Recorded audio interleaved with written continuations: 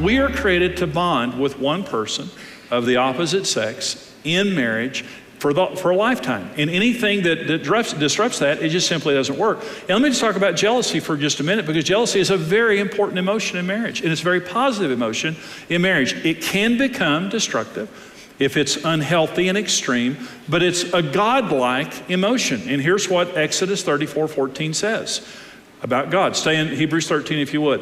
The Lord, whose name is jealous. Look at that.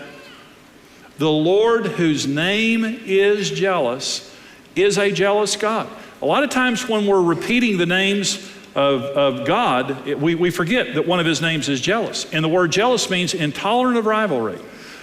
You're jealous because you love somebody. Now, again, jealousy can be destructive and petty. But in marriage, we're jealous because we love our spouse. God is jealous because of how much he loves us. He won't give us up easily. He's intolerant of rivalry with things or people or anything like that because he loves us so much. His jealousy is a sign of his love, and that's what happens in marriage. We marry and we love each other. We want to have a good marriage. The first thing that jealousy does is it protects the priority of the relationship. God said, for this cause a man shall leave his father and mother and cleave unto his wife. You leave your father and mother, your blood kin. The most important relationship you have in life, you've got to reprioritize that in order to enter into marriage. Marriage has to be before your children, before your work, before church. Not before God, but before church. It has to be before everything or it doesn't work. And if in marriage we begin to put our spouse at a lesser priority, they'll become jealous. If we begin to put God behind other things, he becomes jealous because he wants first place.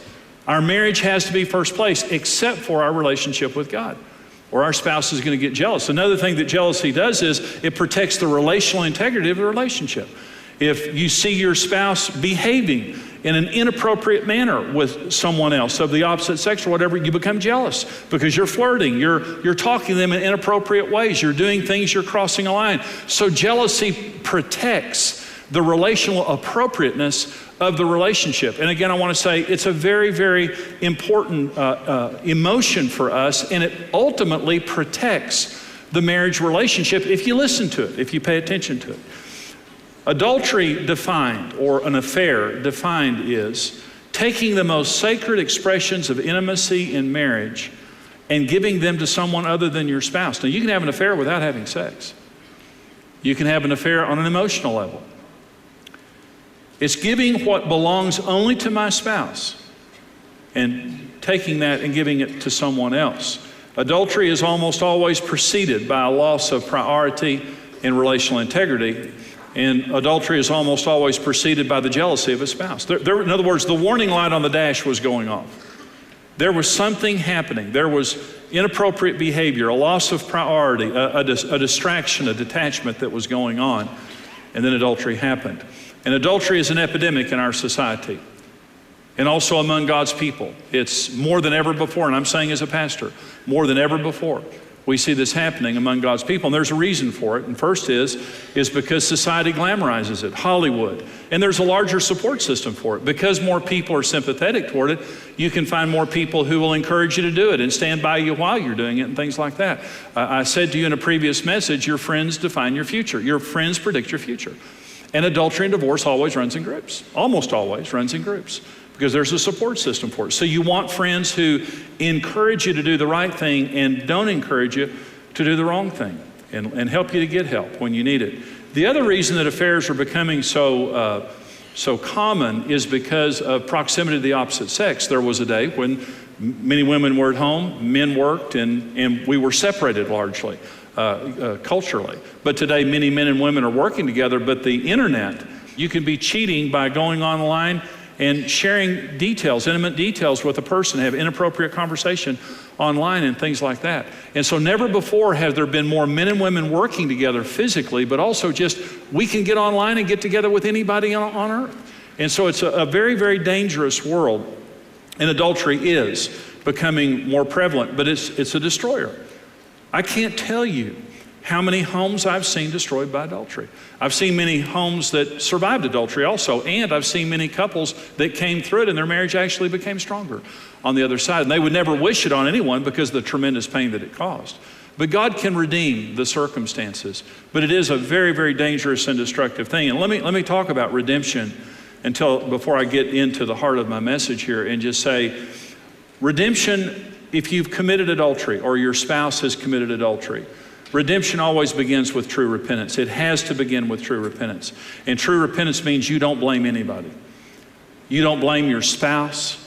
You don't tell them, well, I did this because you weren't meeting my needs. I did this because, you were being hateful to me, or your heart was turned toward the kids or work or something like that. There's no justifying it. There's no blaming anybody else. It means I take full responsibility for my behavior.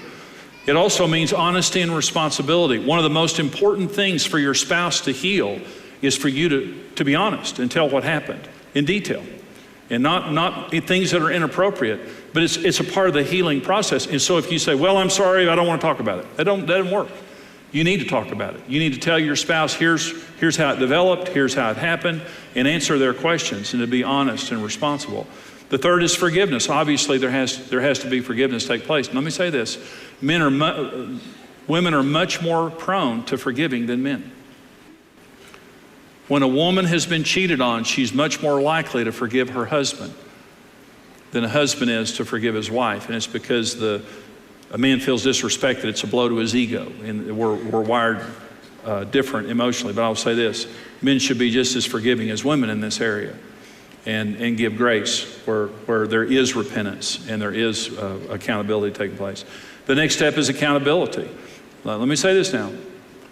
All adultery takes place in an atmosphere of deception.